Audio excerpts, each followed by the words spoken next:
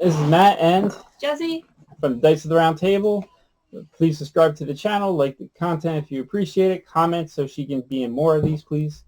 And we had a splash screen. We're still running a contest for 200 subscribers and Facebook likes as on the Dice of the Round Table page, as well as the YouTube on subscribers. And this one we're reviewing. Go ahead. Mansions of Madness. Start it. It's your favorite. It is my favorite. So this one you play investigators and you slowly build whatever area you're in as you explore and search the rooms and the yard and all those things that come with it. The game can change from play to play. You might pick the same scenario, but they'll change the rooms or they'll change the monsters you fight. So it all ends up being different. Did I miss anything? There is a time limit. The game will eventually try to make you... Hidden time. Yeah, there's a hidden timer, and you know it. So. And when we talk about hidden timer, basically it'll be like there'll be something going on during the Mythos phase, which is the app version. Remember, you do need to run an app with this. Yes. And it'll be like nothing happens. Ooh, spooky! Nothing happens. Oh, take a save check. Save check. Save check. Oh, you take damage. You take horror. You take damage. You take more damage.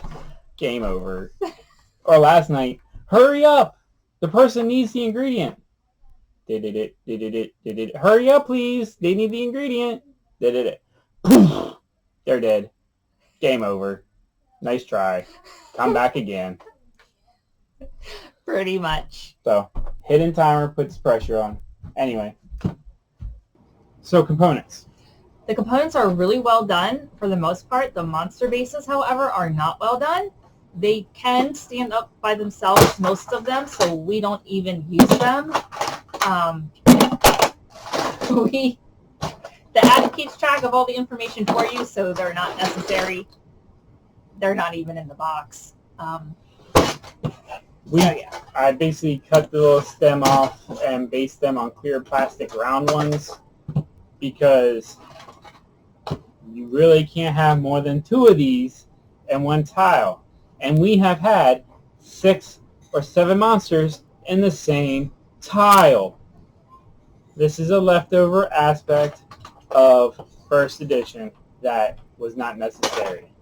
The only good part is the little cardboard tells you what the monster is with a nice little drawing and which set it came from.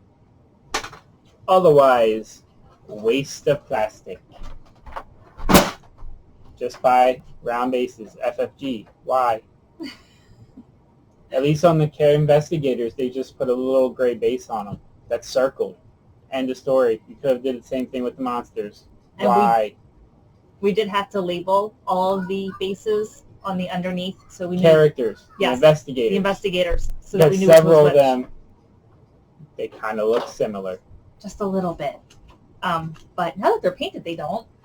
But yeah, before painting, we definitely marked them up, so we knew who was who. Other than that, though, it's fine. Components are awesome, except for the monster bases. It is well done. Miniatures are pretty good. There's a little E on the droopy or the bent thing that hot water and ice water won't fix. The cardboard tiles are great. Yes, the tiles are nice and they're thick, and I love those. And I think if they ever did another edition, I think I could see FFG doing what they did with Arkham Horror 3rd, which is making them interconnect and hook together. Yeah. I don't know how feasible that is. It's better than the Descent and Imperial Assault version where it was 2 pegs having to fit in there, but if it's just one piece that could slide in and keep things locked together, that would be actually really nice. My only issue on the components is the generic people. We have so many generic people that it's like if you had them stacked together, they're like this long.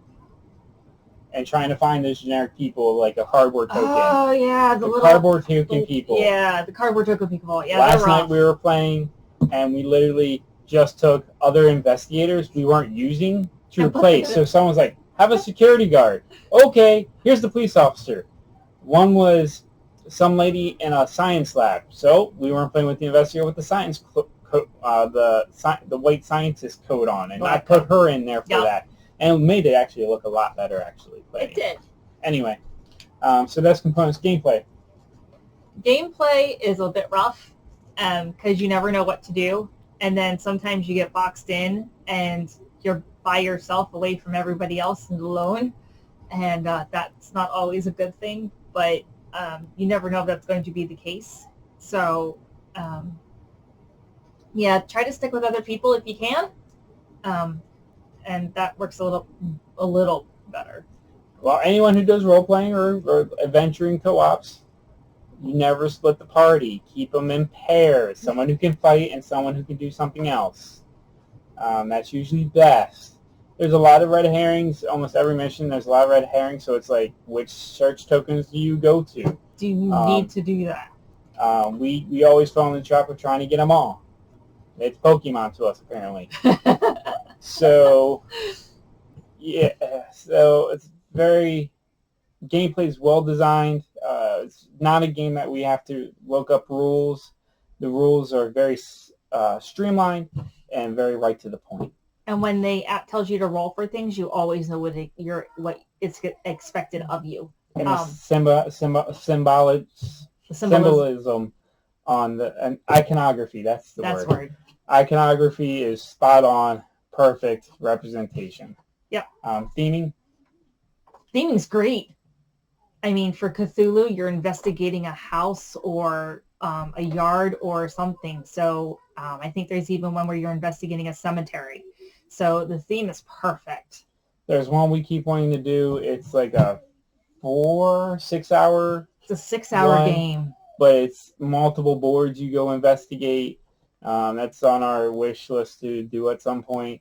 But the theming and the settings are awesome. Their ability to use tiles from different sets to combine them to make it fit well is fantastic. That's the only other downside, though, is looking through all those tiles. No, that's what it is. It is what it is, but I actually have mine all sorted and grouped so that they're a little easier to find. By expansion. By expansion, yep. Yeah. And it's great because it tells you exactly what the tile is you're looking for and what set it's from. And that's back to that iconography being good. So, final thoughts? What would you rate it? A 10, but that's because I love it. I mean, even despite its hiccups and things, we've been able to compensate for it or to find ways to work around it. So it's still a great game. If it's a co-op, it is essential, I think, in most collections. But I am going to sit it at an 8. Because when it starts going badly... Oh, yeah, you can't fix it. You have a feeling it's going bad. And you might have another 45 minutes to an hour to play. And I think out of all of our games, there was only one game we were losing. And we were at that point, and we were able to pull it out. Yeah. We always play it to the end. We've never ended early.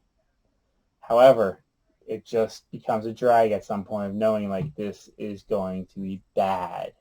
And it just becomes, how bad will this now become? I mean, last night I was literally having this dude right there, the butler, with a straight razor fighting off 2 monsters by himself because someone goes, hey, I'll come and help you. And then realized the timer was ticking down and we still hadn't searched enough, so I didn't go help him. Oh, wait a minute, but who found the ingredients that we were looking for? Oh, you. 2 of my characters. And he couldn't bring it back because he was ambushed and he's not agile. No. There is no evading for him.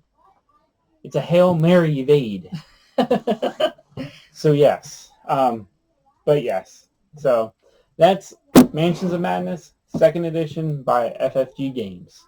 And thanks for watching.